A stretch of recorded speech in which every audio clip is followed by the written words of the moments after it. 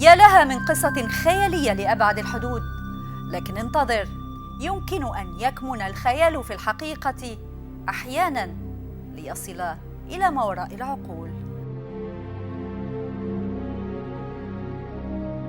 العديد من القصص المتعلقة بالأجسام الفضائية ما زالت تثير الجدل حتى اليوم، ولم يتخلى الإنسان عن فكرة وجود سكان في الكواكب الأخرى وإمكانية التواصل معهم، معتمداً على القفزات العلمية الهائلة التي تم تحقيقها في علم الفلك والاستكشافات الفضائية.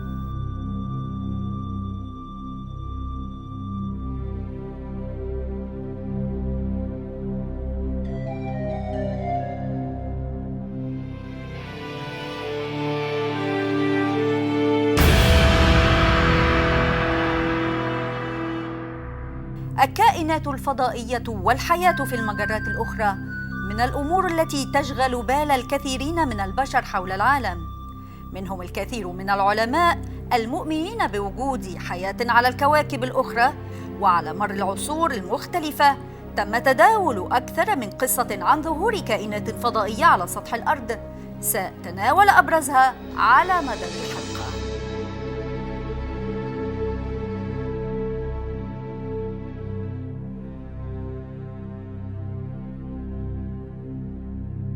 هل فكرت من قبل ما هو السيناريو المتوقع من البعض في حال إثبات وجود المخلوقات الفضائية؟ إليكم الرد، فبعد سنوات قليلة مقبلة يمكن أن يعيش الإنسان في عقار ويجاوره كائن فضائي، أو يصبح ذلك الفضائي صديقاً له على أحد مواقع التواصل الاجتماعي، أو يدرس معه بالجامعة، إلى آخره من الأمور العادية التي يفعلها الإنسان مع إنسان مثله.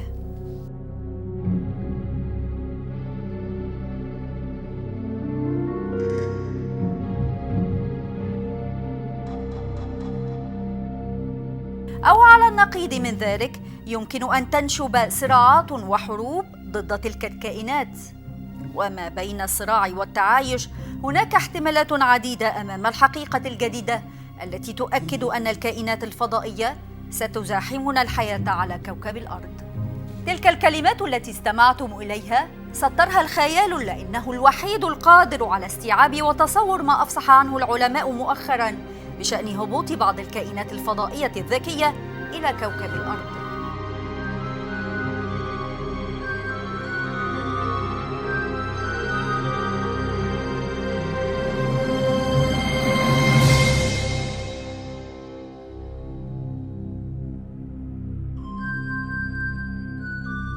منذ عقود طويلة هناك اعتقاد سائد، وخاصة من جانب المؤمنين بنظرية المؤامرة، أن الولايات المتحدة الأمريكية على دراية بحقيقة وجود مخلوقات فضائية وأجسام طائرة جاءت إلى كوكب الأرض، وأنها تخفي الكثير من المعلومات بهذا الصدد. الأسئلة عديدة وغامضة حول علاقة الأمريكيين دون شعوب الأرض بالكائنات الفضائية، ولماذا يهتم الأمريكيون بما وراء الأطلسي تحديداً؟ فهل جرت في الواقع لقاءات أو عقدت اتفاقيات بين الأمريكيين والفضائيين؟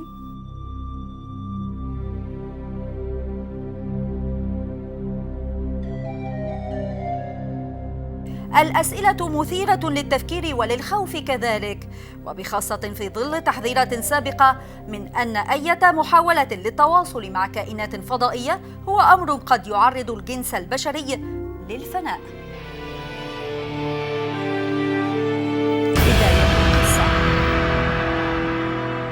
منذ الماضي السحيق توجد كتابات ونصوص تحدثت عن تعدد العوالم وعن وجود مخلوقات كونية هبطت من السماء واحتكت بسكان الأرض على نحو مباشر أو غير مباشر. وبعد اكتشاف كوكب المريخ انتشرت خرافات وأساطير عن سكان المريخ، وتعززت فرضية وجود كائنات فضائية غير بشرية. ثم غزت مخيلة العلماء وكثرت الروايات والحكايات، واختلطت بالمشاهدات الحقيقية والمختلفة عن الأطباق الطائرة وأشكال أخرى للأجسام المحلقة مجهولة الهوية، ومعها تنامت الأسطورة لا سيما بعد حادث روزويل، والتي تعد أسطورة العصر الحديث على مدى قرن ونصف من القرن.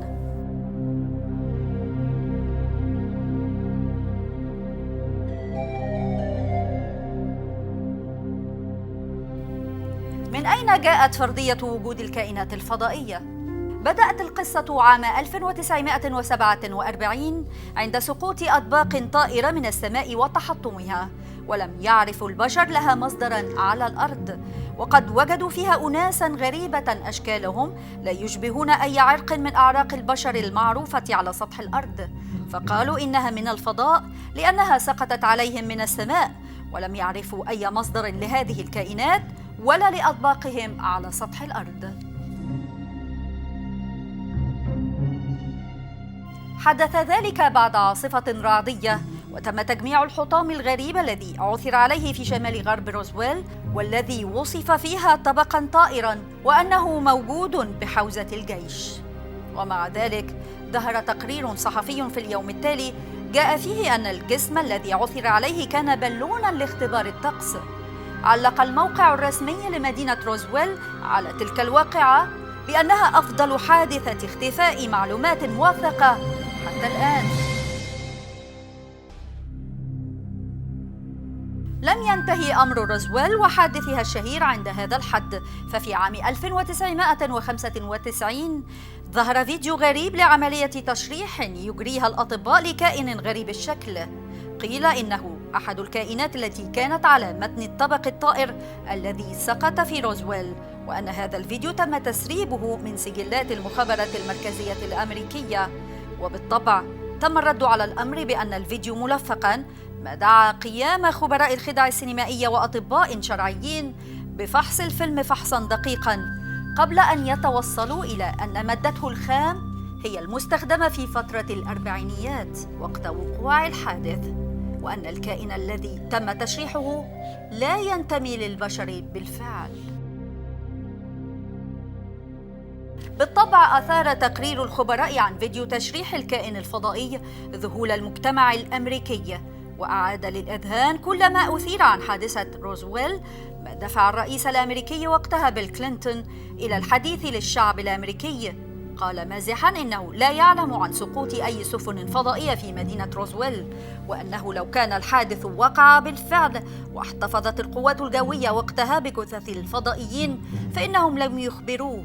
وقوبل حديث كلينتون بالرفض من معظم الشعب الأمريكي الذي طالب بالكشف عن حقيقة الأمر. تطور البحث عن المخلوقات الفضائية. أطلقت ناسا أول مشروع للبحث عن الحياة خارج الأرض في عام 1964، ومن وقتها حتى الآن قامت بالعديد من المشاريع للبحث عن كواكب صالحة للحياة، وخاصة المريخ لاستكشاف الكوكب هناك، كونها تبحث عن دلائل على وجود حياة في أماكن أخرى من الكون، فيما يوجد في الفضاء الخارجي مئات المليارات من الكواكب، بما في ذلك داخل مجرة درب التبانة التي تضم الكرة الأرضية، وهذه الكواكب يمكن أن تأوي حياة غريبة.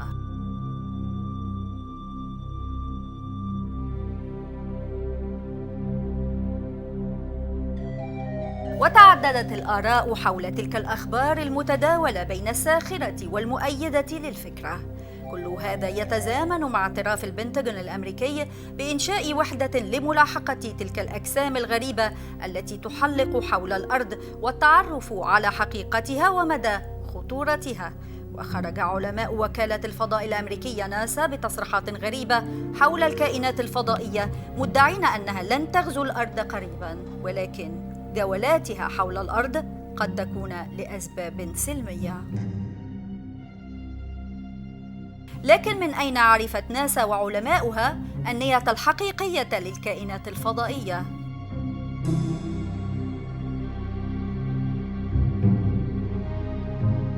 وإذا اعتبرنا تلك الكائنات موجودة أصلاً، فهل هناك قنوات تواصل بين ناسا والفضائيين المزعوم وجودهم؟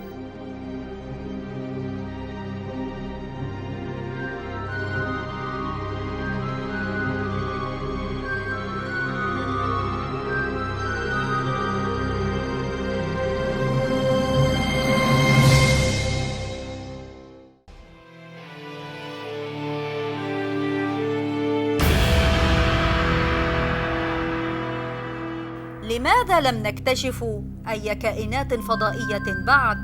إليك 12 سبباً قد يفسر ذلك. لا توجد كائنات فضائية على الإطلاق، على الرغم من أنه احتمال ضعيف في كون يحتوي على مئات المليارات من المجرات والنجوم وأكثر من 40 مليار كوكب شبيه للأرض، وفي نفس المواقع التي قد تجعل منها آهلة للحياة، لكن من الممكن أن نكون وحدنا حقاً. ليس هناك حضارة ذكية غير حضارتنا. لربما توجد حياة في هذا الكون الواسع، لكنها قد تكون مجرد ميكروبات دقيقة أو أقرب ما تكون إلى حيوانات مفتقرة للذكاء. حضارة ذكية تفتقر إلى التكنولوجيا. بدأ علماء الفلك مؤخراً استخدام التلسكوبات الراديوية للتواصل مع الحضارات الفضائية إن وجدت، لذا إن لم تكن هذه الحضارات تملك التكنولوجيا المناسبة فلن تتمكن من استقبال إشاراتنا والرد عليها. الحضارات الذكية تدمر نفسها دوماً. قد تكون من طبيعة الحضارات الذكية أن تدمر نفسها على الدوام، سواء عن طريق أسلحة الدمار الشامل وتلويث الكواكب أو الأمراض المصنعة، ولذلك قد يكون مقدراً لهذه الحضارات النشأة والأفول في أوقات وجيزة. الفضاء مكان قاتل. فكر بما قد يحدث خلال المليارات من السنين على المقياس الكوني. قد تكون العديد من الحضارات قد دمرت بفعل كويكب ما أو انفجار إشعاعي أو انفجار شمسي، فهناك الكثير من الأشياء في هذا الكون التي من شأنها تدمير كواكب آوية للحياة بأكملها. الفضاء مكان شاسع. يبلغ حجم مجرة درب التبانة فقط 100,000 سنة ضوئية، لذا من المحتمل أن إشارات الكائنات الفضائية المرسلة باتجاهنا والتي هي محكومة بسرعة الضوء لم تصلنا بعد.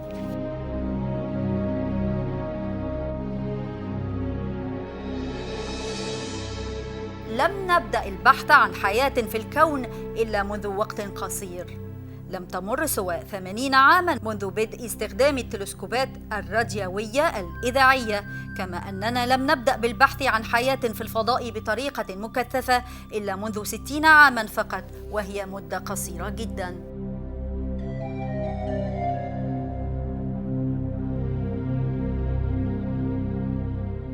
لم نقم بالبحث في المكان الصحيح. كما ذكرنا سابقاً، الكون مكان كبير جداً، وهناك الملايين من المناطق لتتبع ورصد الإشارات الفضائية المحتملة فيها، لذا إن لم تكن تلسكوباتنا موجهة نحو اتجاه الإشارات بشكل دقيق فنحن لن نسمعها أبداً. قد تكون تكنولوجيا الفضائيين متقدمة جداً. تعتبر تكنولوجيا الراديو شائعة هنا على الأرض، لكنها قد لا تكون كذلك في العوالم البعيدة التي قد تكون طورت نفسها لاستخدام تكنولوجيا متقدمة جدا مثل إشارات النيوترينو التي ليس بالإمكان فك شفراتها وتحليلها بعد. لا أحد يبث رسائل باتجاهنا. قد يكون هنالك مستمع لكن لا أحد يرسل. وعلى الرغم من جميع محاولاتنا لإعلان وجودنا عبر الكون من خلال الإشارات التي نرسلها، ما تزال هذه المحاولات غير كافية ليتمكن أي أحد من رصدها. لا يتم التواصل معنا بشكل متعمد. كما لدى الجنس البشري بعض التحفظ تجاه إقامة علاقات مع من هم أقل منه تطوراً، لربما انتهجت الكائنات الفضائية نفس التدابير، فقد يكونون قد أسسوا بروتوكولات ما تمنع التواصل مع أي حضارة وجدت دون مستوى تطورهم. يعيش الفضائيون بيننا لكننا لا نلحظ وجودهم. يحب عشاق نظرية المؤامرة هذه الفكرة بالذات، والتي ترمي إلى أن الحكومة قد تخفي جميع الأدلة على وجود كائنات فضائية تعيش بيننا، على الرغم من أن هذا الاحتمال ضعيف إلى حد بعيد، إلا أنه يبقى واردا. وكان العالم الفيزيائي البريطاني ستيفن هوكينج يحذر من محاولة الاتصال بأي شكل من الأشكال بالكائنات الفضائية الذكية، وكان يعتبره أمراً خطيراً جداً. وكان يبرر رفضه لهذه المحاولات بالقول إنه إذا اكتشفت تلك الكائنات الفضائية الغريبة وجود الأرض، فمن المرجح أنها سترغب في قهر كوكبنا واحتلاله.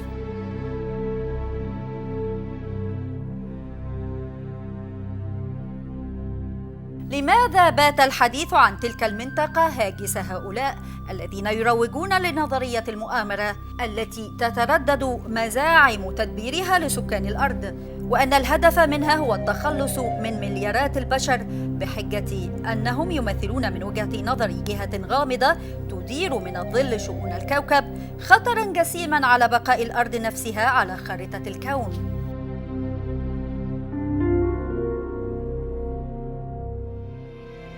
المخلوقات الفضائية في السينما العالمية.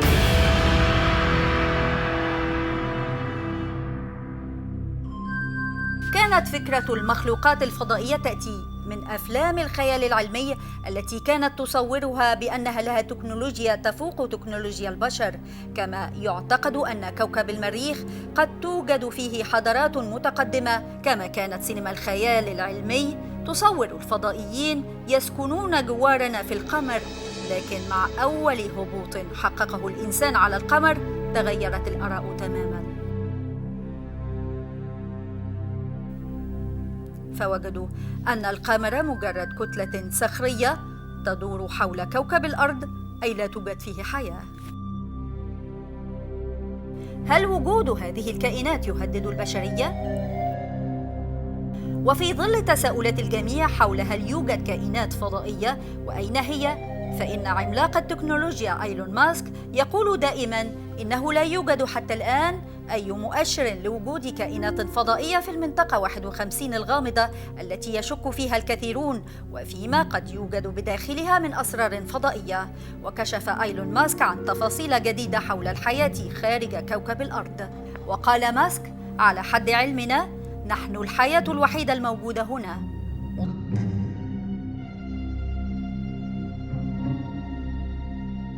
قد تكون هناك حياة أخرى، لكننا لم نرى علامات على ذلك.